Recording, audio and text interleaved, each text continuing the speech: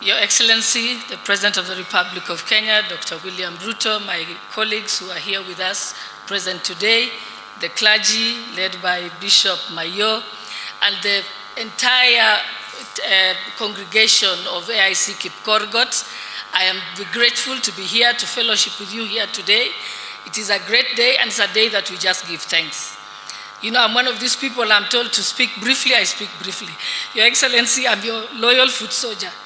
When you tell me speak briefly, I speak briefly. If you tell me Gachagua aende nyumbani, Gachagua anaenda nyumbani.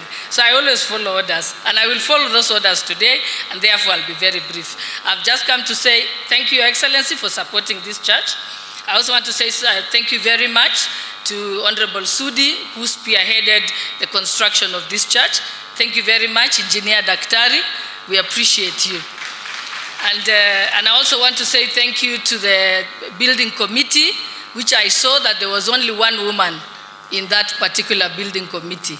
I have noted that, Bishop. I hope we shall correct that going forward. But we appreciate you, Chairman. You have done a fantastic job to have built it through a very short time. That we truly appreciate.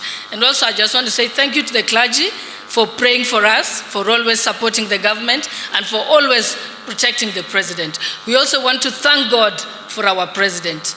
And I think the congregation, we must know that if this country does not transform under William Ruto, it will never transform.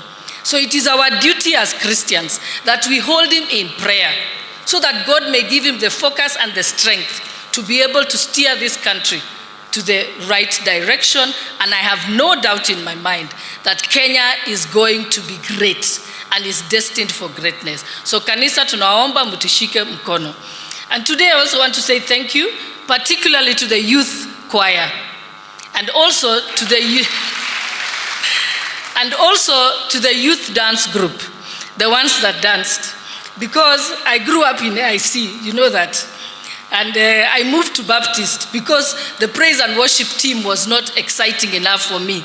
But today, when I saw the changes that you have made, I am going to come back to AIC, but allow me to join the Sunday school. So hiyo WhatsApp group ya kujenga Sunday school, mimi nitakuwa hapo. And Your Excellency, the day you will be opening it, I shall be dancing with the young people here on stage. So asanteni sana, nitakuwa na nyinyi hiyo ujenzi, mimi mwenyewe nitaspierhead ya Sunday school, because I believe the youth are the future of this country. Asanteni sana, Mungu awabariki. Yeah, makofi kwa our member of county for Uasin Gishu. Makofi jameni, Honorable Shollei. Sasa nataka kumuita mwenzangu ambaye alitusaidia kuchanga pesa hapa.